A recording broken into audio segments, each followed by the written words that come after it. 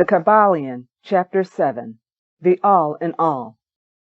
While all is in the all, it is equally true that the all is in all. To him who truly understands this truth have come great knowledge. How often have the majority of people heard repeated the statement that their deity, called by many names, was all in all, and how little have they suspected the inner occult truth concealed by these carelessly uttered words. The commonly used expression is a survival of the ancient Hermetic Maxim quoted above. As the Kybalion says, to him who truly understands this truth have come great knowledge. And this being so, let us seek this truth, the understanding of which means so much. In this statement of truth, the Hermetic Maxim, is concealed one of the greatest philosophical, scientific, and religious truths. We have given you the Hermetic teaching regarding the mental nature of the universe, the truth that the universe is mental, held in the mind of the all. As the Kybalion says in the passage quoted above, all is in the all. But note also the correlated statement that it is equally true that the all is in all. This apparently contradictory statement is reconcilable under the law of paradox. It is moreover an exact Hermetic statement of the relations existing between the all and its mental universe. We have seen how all is in the all. Now let us examine the other aspect of the subject. The Hermetic teachings are to the effect that the all is immanent in, remaining within, inherent, abiding within its universe, and in every part, particle, unit, or combination within the universe. This statement is usually illustrated by the teachers by a reference to the principle of correspondence. The teacher instructs the student to form a mental image of something, a person, an idea, something having a mental form. The favorite example being that of the author or dramatist forming an idea of his characters, or a painter or sculptor forming an idea of an ideal that he wishes to express by his art. In each case, the student will find that while the image has its existence and being solely within his own mind, yet he, the student, author, dramatist, painter, or sculptor, is, in a sense, immanent in, remaining within, or abiding within the mental image also. In other words, the entire virtue, life, spirit of reality in the mental image is derived from the immanent mind of the thinker. Consider this for a moment until the idea is grasped. Take a modern example. Let us say that Othello, Iago, Hamlet, Lear, Richard III existed merely in the mind of Shakespeare at the time of their conception or creation, and yet Shakespeare also existed within each of these characters, giving them their vitality, spirit, and action. Whose is the spirit of the characters that we know as Micawber, Oliver Twist, Uriah Heep? Is it Dickens, or have each of these characters a personal spirit independent of their creator? Have the Venus of Medici, the Sistine Madonna, the Apollo Belvedere spirits and reality of their own, or do they represent the spiritual and mental power of their creators? The law of paradox explains that both propositions are true, viewed from the proper viewpoints. Micawber is both Micawber and yet Dickens. And again, while Micawber may be said to be Dickens, yet Dickens is not identical with Micawber.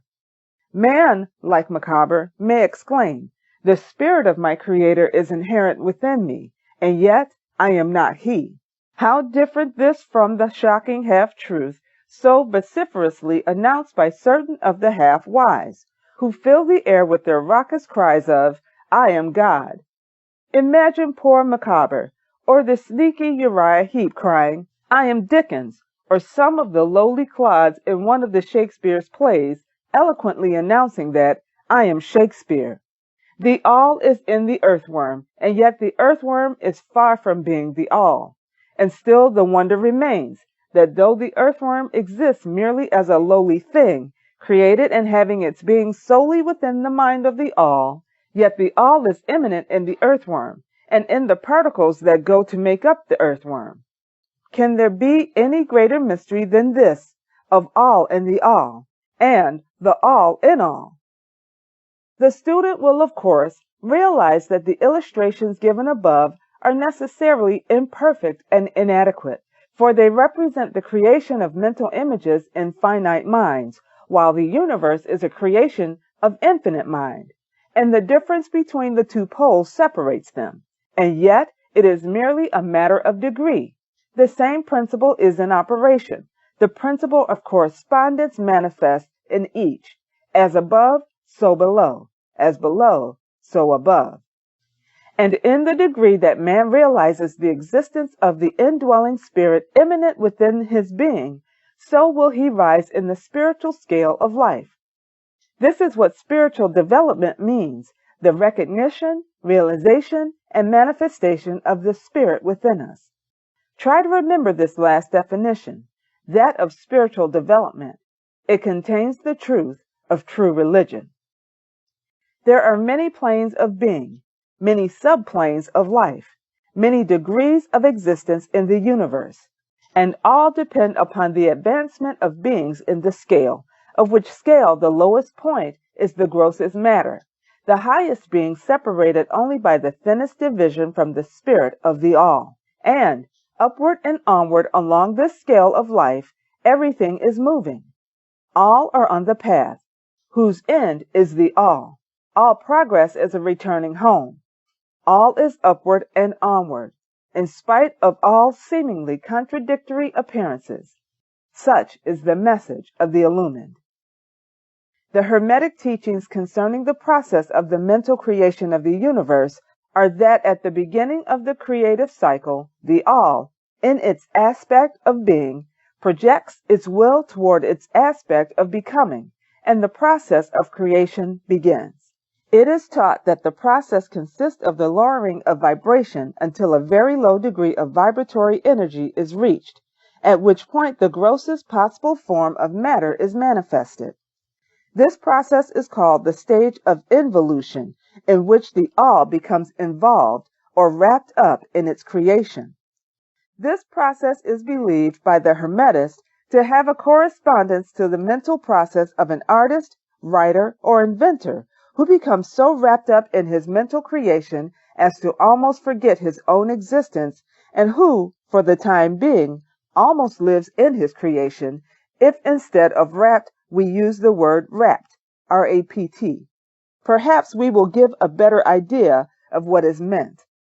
This involuntary stage of creation is sometimes called the outpouring of the divine energy, just as the evolutionary state is called the indrawing. The extreme pole of the creative process is considered to be the furthest removed from the all, while the beginning of the evolutionary stage is regarded as the beginning of the return swing of the pendulum of rhythm, a coming home idea being held in all of the Hermetic teachings. The teachings are that during the outpouring, the vibrations become lower and lower until finally the urge ceases and the return swing begins. But there is this difference, that while in the outpouring, the creative forces manifest compactly and as a whole, yet from the beginning of the evolutionary or indrawing stage, there is manifested the law of individualization. That is, the tendency to separate into units of force, so that finally that which left the all as individualized energy returns to its source as countless highly developed units of life, having risen higher and higher in the scale by means of physical, mental, and spiritual evolution. The ancient Hermetists used the word meditation in describing the process of the mental creation of the universe in the mind of the all, the word contemplation also being frequently employed. But the idea intended seems to be that of the employment of the divine attention. Attention is a word derived from the Latin root meaning to reach out, to stretch out, and so the act of attention is really a mental reaching out, extension of mental energy, so that the underlying idea is readily understood when we examine into the real meaning of attention. The Hermetic teachings regarding the process of evolution are that the All, having meditated upon the beginning of the creation, having thus established the material foundations of the universe, having thought it into existence, then gradually awakens or rouses from its meditation, and in so doing starts into manifestation the process of evolution on the material, mental, and spiritual planes, successively and in order. Thus the upward movement begins, and all begins to move spiritward. Matter becomes less gross, the units spring into being, the combinations begin to form. Life appears and manifests in higher and higher forms, and mind becomes more and more in evidence, the vibrations constantly becoming higher. In short, the entire process of evolution and all of its planes begins and proceeds according to the established laws of the indrawing process. All of this occupies eons upon eons of man's time, each eon containing countless millions of years, but yet the Illumined informed us that the entire creation, including involution and evolution of a universe, is but as the twinkle of the eye of the All. Is but as the twinkle of the eye to the All. At the end of countless cycles of eons of time, the All withdraws its attention, its contemplation and meditation of the universe, for the great work is finished, and all is withdrawn into the All from which it emerged. But mystery of mysteries, the spirit of each soul is not annihilated, but is infinitely expanded. The created and the creator are merged. Such is the report of the Illumined. The above illustration of the meditation and subsequent awakening from meditation of the All is, of course, but an attempt of the teachers to describe the infinite process by a finite example, and yet, as below, so above. The difference is merely in degree, and just as the All arouses itself from the meditation upon the universe, so does man, in time, cease from manifesting upon the material plane, and withdraws himself more and more into the indwelling spirit, which is indeed the divine ego. There is one more matter of which we desire to speak in this lesson that comes very near to an invasion of the metaphysical field of speculation, although our purpose is merely to show the futility of such speculation. We allude to the question which inevitably comes to the mind of all thinkers who have ventured to seek the truth. The question is, why does the All create universes? The question may be asked in different forms, but the above is the gist of the inquiry. Men have striven hard to answer this question, but still there is no answer worthy of the name. Some have imagined that the All has something to gain by it, but this is absurd, for what could the All gain that it did not already possess? Others have sought the answer in the idea that the All wished something to love, and others that it created for pleasure or amusement, or because it was lonely, or to manifest its power. All puerile explanations and ideas belonging to the childish period of thought. Others have sought to explain the mystery by assuming that the All found itself compelled to create by reason of its own internal nature, its creative instinct. This idea is in advance of the others, but its weak point lies in the idea of the All being compelled by anything, internal or external. If its internal nature or creative instinct compelled it to do anything, then the internal nature or creative instinct would be the absolute instead of the All, and so accordingly that part of the proposition falls. And yet the All does create and manifest, and seems to find some kind of satisfaction in so doing. And it is difficult to escape the conclusion that in some infinite degree it must have what would correspond to an inner nature or creative instinct in man, with correspondingly infinite desire and will. It could not act unless it willed to act, and it would not will to act unless it desired to act, and it would not desire to act unless it obtained some satisfaction thereby. And all of these things would belong to an inner nature and might be postulated as existing according to the law of correspondence.